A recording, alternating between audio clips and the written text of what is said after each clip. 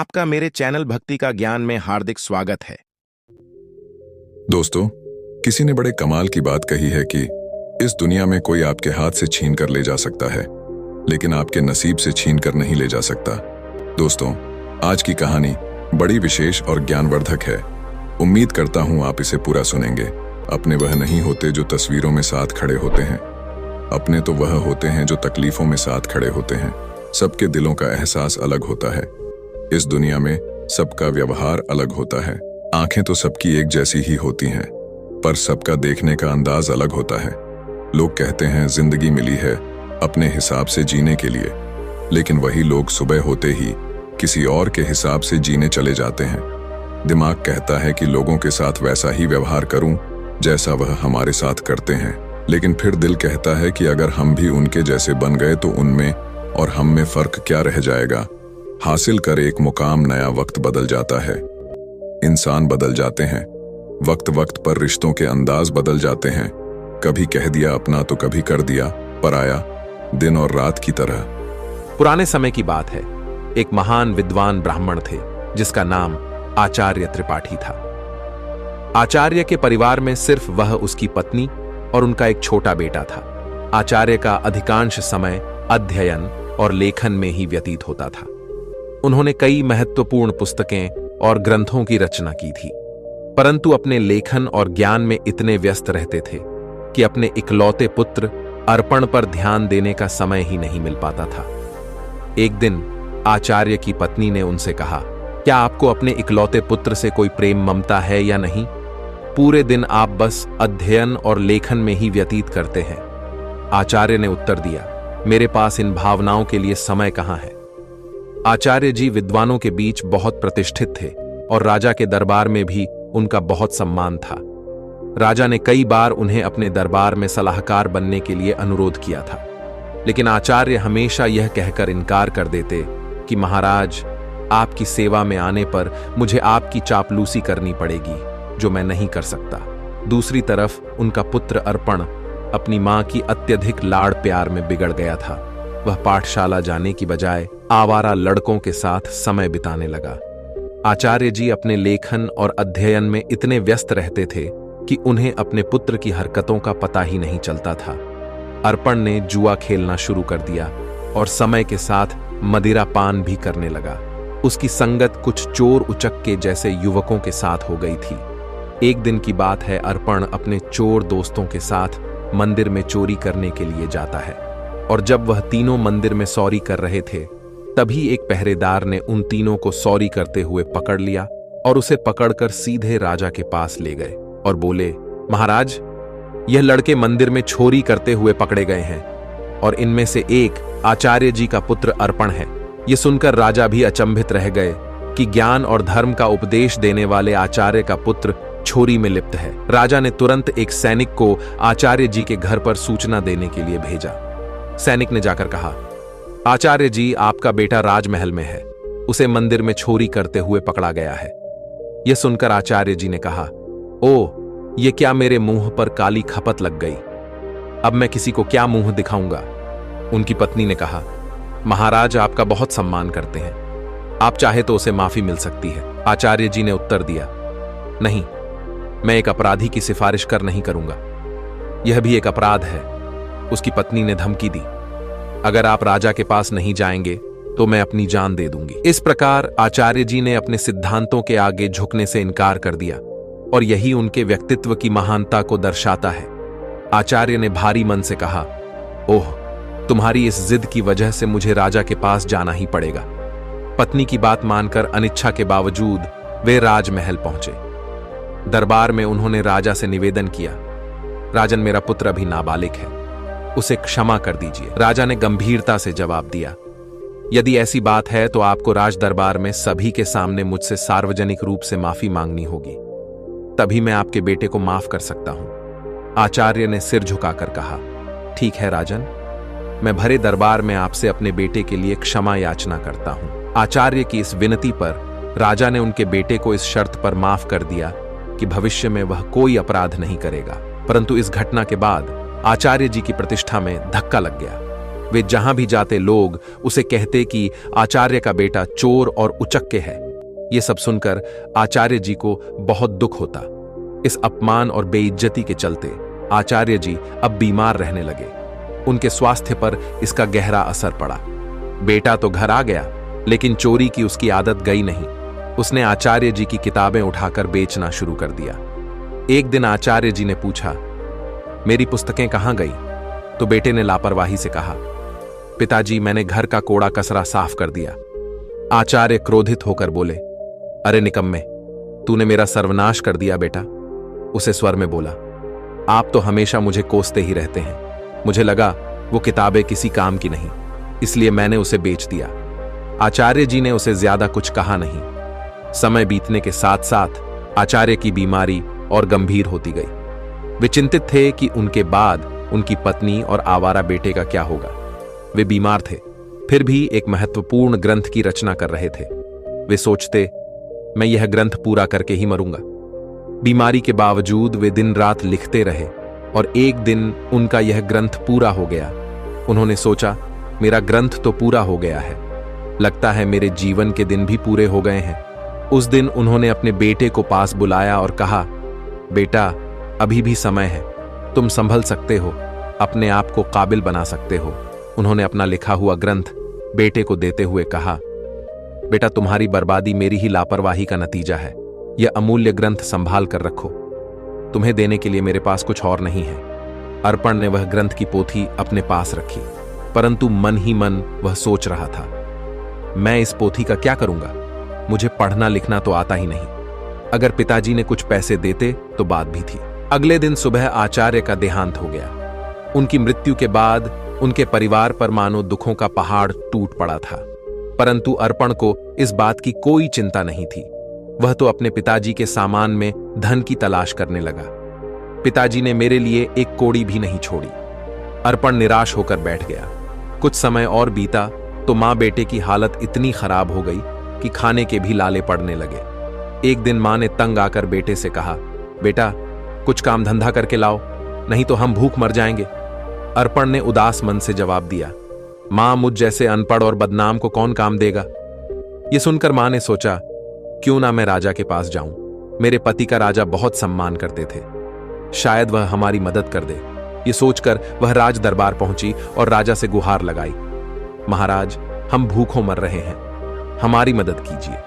राजा ने खड़े स्वर में कहा, क्या मदद? तुम्हारे पति को मैंने बहुत बार सलाहकार बनने के लिए अनुरोध किया था, लेकिन आचार्य हमेशा यह कहकर इनकार कर देते कि महाराज आपकी सेवा में आने पर मुझे आपकी चापलूसी करनी पड़ेगी, जो मैं नहीं कर सकता।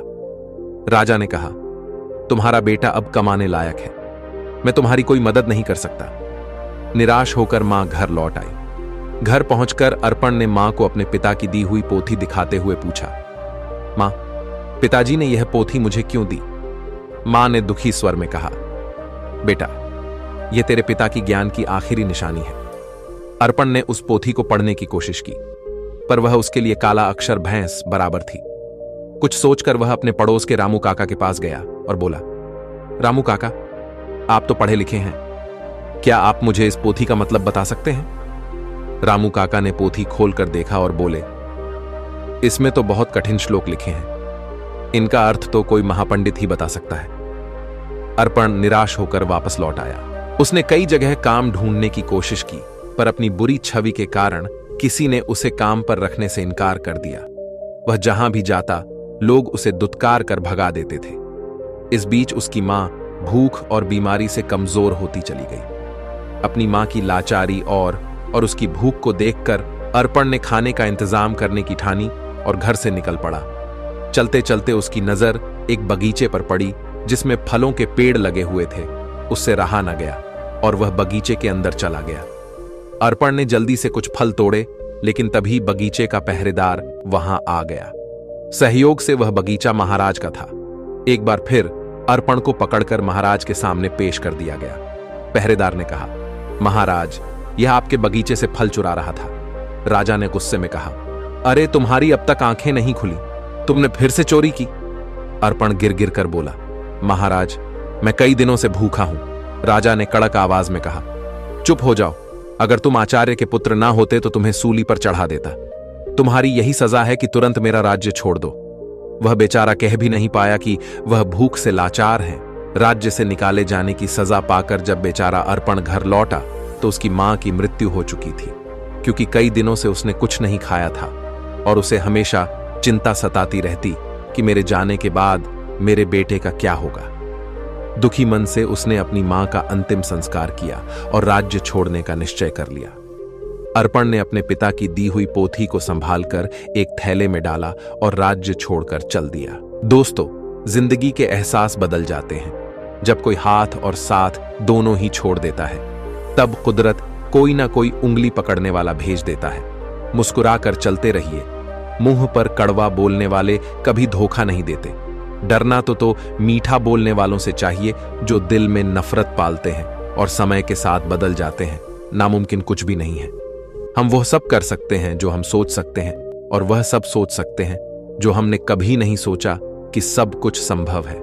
हर कोई कहता है कि ईश्वर नजर नहीं आता। सच तो यह है कि जब संकट में कोई साथ नहीं देता तो वही नजर आता है। सहारे इंसान को खोखला कर देते हैं और उम्मीदें कमजोर कर देती हैं। अपनी ताकत के बल पर जीना शुरू कीजिए। आपका खुद से अच्छा साथी और हमदर्द कोई और नहीं हो सकता। यकीन जानिए, अगर आप हारना सीख लेंगे तो जीत रोती पीटती आप तक चली ही आएगी। वक्त आपका है। चाहो तो सोना बना लो, चाहो तो सोने में गुजार दो। अगर आप जानते हैं कि आप वाकई में सही हैं तो लोगों को जो चाहे कहने दो। फिर पीठ पीछे आपकी बात चले भी तो घबराना मत, क्योंकि बात उन्हीं की होती है जिनमें कोई बात होती बढ़ते रहे कदम। बस मंजिल की ओर कुछ मिले ना मिले, तजुर्बा तो नया होगा। भूमि पर फल के लिए श्रम सबको करना पड़ता है। परमात्मा सिर्फ लकीरें देता है, उसमें रंग हमको भरना पड़ता है। अर्पण चलते चलते वह एक घने जंगल में पहुंचा और सोचा, यही फूल फल खाकर गुजारा करूंगा। वह एक पेड़ के नीचे बैठ गया और अपने पिता की पोथी को खोलकर फिर से पढ़ने की कोशिश करने लगा। शायद इसमें छिपे ज्ञान से मेरे दुखों का अंत हो जाए। बेचैनी में वह पोथी के पन्ने पलट रहा, लेकिन उसे कुछ समझ नहीं आ रहा था। उसने सोचा कि काश मैं पढ़ पाता। पिताजी ने मरते वक्त कहा था कि यह ग्रंथ अमूल्य है। अचानक हवा का एक तेज झोंका आया और पोथी में से कुछ पन्ने उड़ गए। अर्पण ने उन पन्नों को पकड़ने की कोशिश की, पर वह असफल रहा। वह सोचने लगा, पता नहीं कितने पन्ने उड़ गए हैं। उसने पोथी को वापस बंद किया और आराम करने के लिए पेड़ के नीचे सो गया। उसी जंगल में एक युवराज शिकार खेलने के लिए भटक रहा था। हवा में उड़ता हुआ पोथी का एक पन्ना उसके हाथ लग गया। उसने उसे देखा और पढ़ने लगा। किसी ने सुंदर हस्तलिपि में संस्कृत का श्लोक लिखा है, किंतु मैं संस्कृत नहीं जानता। कुछ सोचकर युवराज ने वह पन्ना अपनी जेब में रख लिया और शिकार की तलाश में आगे बढ़ गया। तभी उसकी नजर एक हिरण पर पड़ी और वह उसका पीछा करने लगा। हिरण अपनी जान बचाने के लिए एक प्राचीन मंदिर की दिशा में भागा और युवराज उस प्राचीन मंदिर में दाखिल हो गया। जंगल के बीच में यह एक प्राचीन मंदिर था, जहां कुछ वनवासी पूजा कह रहे थे। उनका पुजारी कह रहा था, भाइयों, देवी को प्रसन्न करने के लिए हमें नौजवान युवक की बलि देनी होगी। तभी युवराज ने मंदिर में प्रवेश किया। वनवासियों ने उसे देखा और बोले, पुजारी जी, संयोग की बात है। युवक भी आ गया, क्यों ना इसी की बलि दे दी जाए। यह सुनकर युवराज सोच में पड़ गया। अगर मैंने इन्हें अपना असली परिचय दे दिया तो यह मुझे अवश्य ही बलि पर चढ़ा देंगे, क्योंकि यह शत्रु देश के राजा का है। वनवासियों ने युवराज को रस्सियों से बांध दिया। तब युवराज ने कहा, पुजारी जी, मैं एक नीच कुल की संतान हूं। मेरी बलि देने से देवी अपवित्र हो जाएंगी। पुजारी ने हंसते हुए सख्त स्वर में कहा, अरे देवी को बलि चाहिए, उन्हें ऊंच नीच से कोई मतलब नहीं है। युवराज अपने जीवन से निराश हो गया और सोचने लगा, झूठ बोलकर भी मैं अपने प्राण नहीं बचा पा रहा हूं। जब उसे बलि के लिए लाया गया तो उसने कहा, भाइयों, बलि पर चढ़ाने से पहले मैं अपनी एक अंतिम इच्छा पूरी करना चाहता हूं। मेरी जेब में एक भोजपत्र है, क्या कोई उसे पढ़कर उसका अर्थ बता सकता है? मेरी यही अंतिम इच्छा है। पुजारी ने कहा, अवश्य लाओ, मैं तुम्हें उसका अर्थ बताता हूं। पुजारी ने उस ग्रंथ के पन्ने को अपने हाथ में उठाया और कहने लगा, इस भोजपत्र पर 2 श्लोक अंकित है। पहले का अर्थ है, एक झूठ कई झूठों को जन्म देता है और झूठा व्यक्ति अंततः मुसीबत में फंस जाता है। दूसरे श्लोक का भावार्थ है, किसी के प्राण लेना सरल है, परंतु किसी को जीवन देना अत्यंत कठिन है। युवराज यह सुनकर फूट फूट कर रोने लगा। पुजारी ने उससे पूछा, तुम रो क्यों रहे हो? युवराज ने रोते हुए कहा, यह दोनों श्लोक मुझ पर ही चरित्रालु होते हैं। यह सुनकर वनवासियों को अपनी गलती का एहसास हुआ। उनमें से एक आगे बढ़कर बोला, पुजारी जी, यह युवक सच कह रहा है, हमें इसे जबरदस्ती बलि पर चढ़ाने का कोई अधिकार नहीं है। तब वनवासियों ने युवराज को मुक्त कर दिया।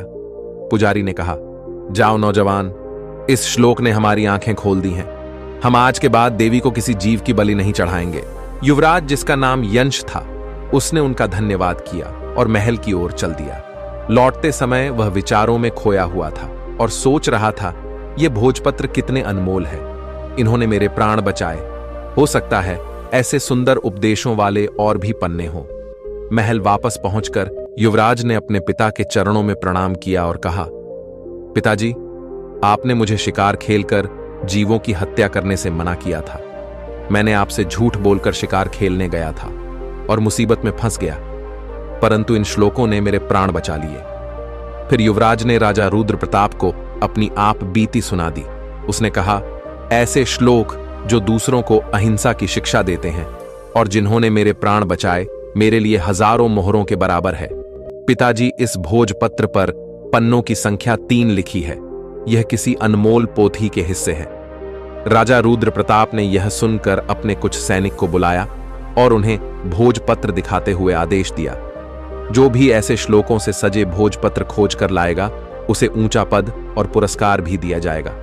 दूसरे ओर आचार्य जी का बेटा अर्पण महीनों जंगलों में भटकता रहा। भटकते भटकते वह राजा रुद्र प्रताप के राज्य में आ पहुंचा। नगर में आकर भी उसने कई लोगों से सहायता मांगी, परंतु हर कोई उसे दुत्कार कर भगा देता था, क्योंकि इतने दिनों से भटकते भटकते अर्पण एक भिखारी जैसा दिखने लगा था। एक दिन की बात है, भूखा प्यासा अर्पण राजमहल की तरफ से निकल रहा था और उसे जोर की भूख लग रही थी। वह सोचने लगा कि अब भूख के मारे उसकी जान निकली जा रही है। तभी अचानक राजमहल की रसोई से खाने की महक उसकी नाक में आ गई। अनायास ही वह उस मोहक सुगंध की ओर खींचता चला गया और सीधा रसोई घर में जा पहुंचा। वहां जाकर उसने रसोइये से कहा, भाई, मुझे 2 रोटी दे दो, बहुत भूखा हूं। रसोइये ने उसे दुत्कारते हुए कहा, जा भाग यहां से। लेकिन अर्पण की भूख इतनी बढ़ चुकी थी कि उससे सहन नहीं हो रही थी।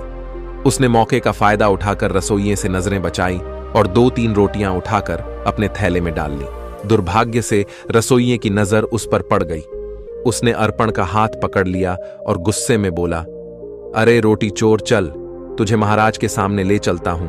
अर्पण भूख के कारण चल भी नहीं पा रहा था और रसोइया उसे खींचता हुआ महाराज के पास ले गया और बोला, महाराज जी, यह भिखारी लड़का राजमहल की रसोई में घुस आया और यहां से रोटियां चुराई है जो इसके थैले में है।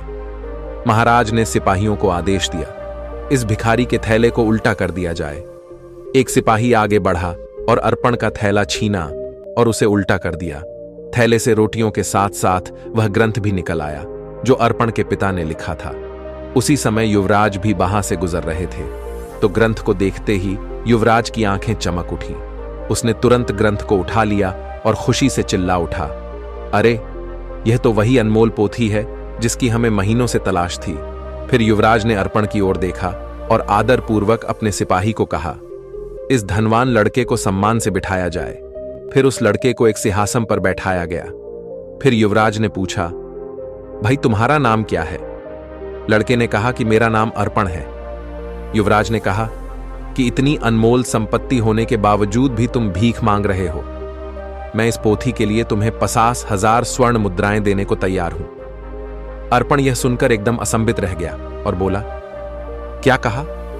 50,000 स्वर्ण मुद्राएं कम नहीं है महाराज। मैं सोच रहा था कि लाखों की संपत्ति रखते हुए भी मैं भूखा मर रहा था।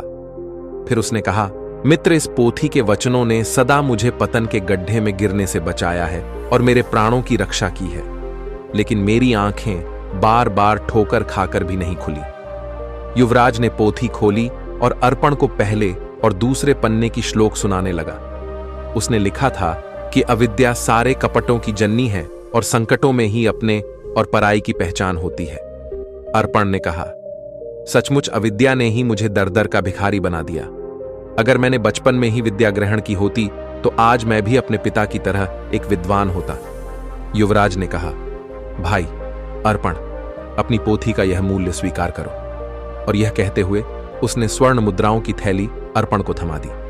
अर्पण ने थैली को हाथ में लेते हुए कहा, अब मैं धन का बोझ कहां उठाता फिरूं? इस धन को मैं गरीब बच्चों की अविद्या दूर करने के लिए लगाऊंगा। युवराज ने कहा, मित्र, अब तुम एक भिखारी नहीं रहे, तुम तो अब महान धनवान हो गए हो। अर्पण सोच रहा था, काश यह समझ मुझे बचपन में ही आ गई होती तो शायद मेरे माता पिता आज यहां होते। इसके बाद अर्पण ने वह धन ग्रहण किया और उसने उस धन से गरीब बच्चों के लिए एक पाठशाला बनवाई और खुद भी विद्या प्राप्त करने लगा। दोस्तों, किसी ने बड़े कमाल की बात कही है कि हौसला ना हार गिरकर, ए मुसाफिर, अगर दर्द यहां मिला है तो दवा भी यहीं मिलेगी। अगर आपको ये वीडियो अच्छी लगी हो तो लाइक करें और शेयर करें और मेरे चैनल भक्ति का ज्ञान को सब्सक्राइब करें। आपका धन्यवाद।